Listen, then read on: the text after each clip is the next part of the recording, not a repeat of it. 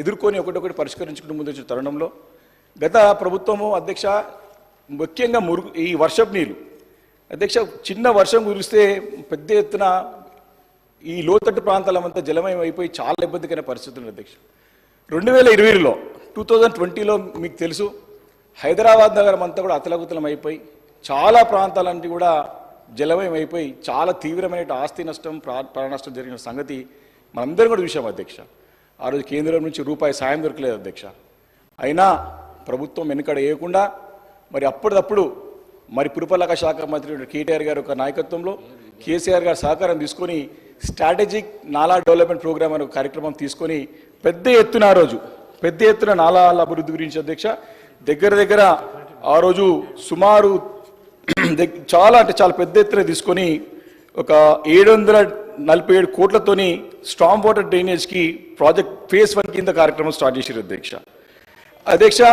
సుమారు దగ్గర ఆ వర్క్లో పూర్తి చేసింది చాలా మట్టుకి అధ్యక్ష దగ్గర ఒక ఎన్ని వర్క్స్ పూర్తి చేసుకున్నామంటే మీకు చెప్పాలా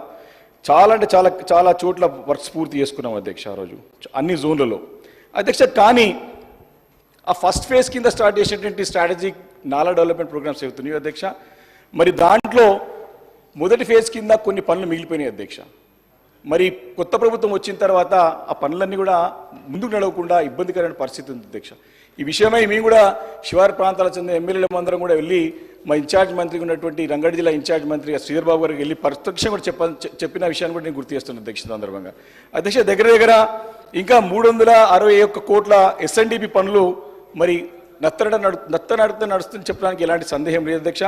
మరి ప్రభుత్వం ఏర్పడి 7-8 నెలలు అవుతుంది కాబట్టి దానిపైన కొంచెం దృష్టి కేంద్రీకరించాల్సిన అవసరం ఉందని చెప్పి నేను మీ ద్వారా మంత్రి గారు కోరుతాను అధ్యక్ష అసలే ఇప్పుడు వర్షాకాలం అధ్యక్ష మరి ఎప్పుడు వర్షం పడుతుందో ఎప్పుడు మళ్ళా పొంగి నాళాలు పొరుతాయో మళ్ళా ఈ లోతట్టు ప్రాంతాలు ముంచెత్తి వరదైతాయి అని చెప్పేసి నగర ప్రజలు భయాందోళనకు గురవుతున్నారు అధ్యక్ష గ్రేటర్ జనాన్ని ఉక్కిరి బిక్కిరి చేస్తున్న పరిస్థితులను అధ్యక్ష గతంలోనే ఈ వరద ముంపు తప్పించాల్సింది చెప్పి మరి అప్పుడు జిహెచ్ఎంసీలో మరి పెద్ద ఎత్తున నాలా డెవలప్మెంట్ ప్రోగ్రామ్ తీసుకొని ముందుకు వెళ్ళిన తరుణంలో మరి ఇప్పుడు జిహెచ్ఎంసీ ఎందుకు మరి నిద్రావస్థలు ఉన్నది ఎందుకు మాన్సూన్ వర్క్స్తో పాటు మరి గతంలో చేపట్టేటువంటి ప్రతిష్టాత్మకమైన కార్యక్రమం ఇది ఎందుకు దీన్ని ముందు తీసుకెళ్ళకపోతున్నా అని చెప్పేసి ఈ సందర్భంగా నేను మీ ద్వారా నేను మంత్రిగా రిక్వెస్ట్ అడుగుతున్నాను అధ్యక్ష అయితే మొదటి దశ పనులపై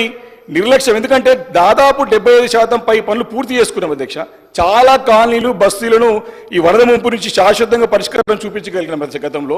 మరి డిసెంబర్లో వచ్చింది కొత్త ప్రభుత్వం సరే 6 నెలల వరకు మనం ఓపికతో ఉండాలి కొంచెం పేషెన్స్ ఉండాలి కాబట్టి అన్ని రోజులు ఆగి మరి ఈ సమస్యని కూడా మరి మంత్రి గారి దృష్టికి తీసుకెళ్ళాం సంగతి గుర్తు చేస్తున్నారు అధ్యక్ష ఈ యొక్క ఎస్ఎన్డిపి నుంచి మా కుత్బులాపూర్ నియోజకవర్గంలో కోల్నాలను ఉండే అధ్యక్ష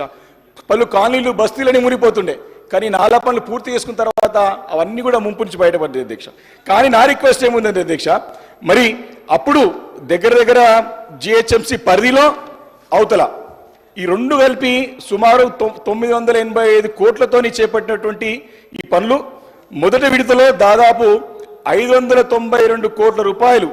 సబ్జెక్టు కరెక్షన్ ఇప్పటివరకు ఎంతైందో ఖర్చు చూసుకోవచ్చు దగ్గర 592.68 క్రోర్స్తోని 39 చోట్ల పనులు గతంలో పూర్తి చేసుకోగలిగినాం అధ్యక్ష కానీ అధ్యక్ష ఇప్పుడు ఇంతకు చెప్పినట్టుగా 321 కోట్లతోని 17 చోట్ల పనులు పెండింగ్లో ఉన్నాయి అధ్యక్ష కాబట్టి ఈ 17 ప్రాంతాల్లో డేంజర్ జోన్లో ఉన్నాయి దయచేసి చాలా serious issue need of the hour వర్షాకాలం ఇది దయచేసి దీనిపైన దృష్టి కేంద్రీకరించి పనులు పూర్తయ్యే విధంగా మీరు చర్యలు తీసుకోవాలని చెప్పేసి ద్వారా కోరుతాను అధ్యక్ష ముఖ్యంగా ఇంకోటి అధ్యక్ష కొన్ని లీగల్ కాంప్లికేషన్స్ వచ్చి కొన్ని పెండింగ్ పడ్డాయి ముఖ్యంగా లంగర్ హౌస్ కోమడికుంట మీర్పేట్ తలాబ్ బడంగ్పేట్లో న్యాయపరమైన చుక్కులతో ఈ పనులు నిలిచిపోయాయి అధ్యక్ష కాబట్టి మళ్ళీ రిపీట్ చేస్తున్న అధ్యక్ష కొన్ని లీగల్ ఇష్యూస్తోని లంగర్ హౌస్ కోమడికుంట మీర్పేట్ తలాబ్ బడంగ్పేట్లలో మరి యొక్క లీగల్ ఇష్యూస్ వచ్చేసి పనులు ఆగిపోయినాయి ఖచ్చితంగా ఈ యొక్క ఎస్ఎన్డిపి పనులను నిర్ణీత వ్యవధిలో పూర్తి చేయాల్సినటువంటి బాధ్యత మరి ఖచ్చితంగా ఈ కొత్త ప్రభుత్వం వచ్చింది కాబట్టి ఇప్పుడు కొత్తది కాదు ఆల్మోస్ట్ ఆల్ హనీమూన్ పీరియడ్ అయిపోయింది కాబట్టి బాధ్యత తీసుకొని త్వరగా పూర్తి చేయాలని చెప్పేసి నేను మీ ద్వారా కోరుతాను అధ్యక్ష ముఖ్యంగా ఈ యొక్క ఎస్ఎన్డిపి ఇది కూడా అధ్యక్ష ఇంకా మనకి సెకండ్ ఫేజ్లో కూడా ఎందుకంటే ఇది ఎవర్ ఎండింగ్ ఇష్యూ అధ్యక్ష ఈ నాళాలన్నీ కూడా గతంలో మనకు తెలుసు ఈ గొలుసు కట్టు చెరువుల నుంచి ఉన్నటువంటి నాళాలు కాబట్టి ఈ నాళాలకు డ్రాయింగ్ లేవు కాబట్టి నాళాలు కొన్ని కబ్జాలు అయిపోయినాయి కొన్ని చిన్నవి ఉన్నాయి వాటన్నింటినీ కూడా పునరుద్ధరించాలని చెప్పేసి చేసే ప్రయత్నంలో భాగంగానే ఓల్డ్ సిటీలో కూడా చాలా సందర్భాల్లో ఎంఐఎం సభ్యులు కూడా చెప్తా ఉంటాయి, చాలా చోట్ల ప్రజాప్రతినిధులు ముంగడి నిలబడి నాలా క్లీన్ చేసుకొని పెద్ద ఎత్తున వర్షం నీళ్ళు ముప్పు కాకుండా ప్రయత్నం చేసి మొదటి ఫేజ్ కింద మరి సుమారు 980 కోట్లతోని పనులు ప్రతిపాదించి పనులు జరుగుతాయని అధ్యక్ష. నేను రిక్వెస్ట్ చేస్తా ఉన్నా, ఈ బడ్జెట్లో ఈ యొక్క ప్రసంగంలో ఎక్కడ కూడా ఈ స్ట్రాటజిక్ నేషనల్ డెవలప్మెంట్ ప్రోగ్రామ్ గురించి ఎక్కడ కూడా తెలియలేదు అధ్యక్ష.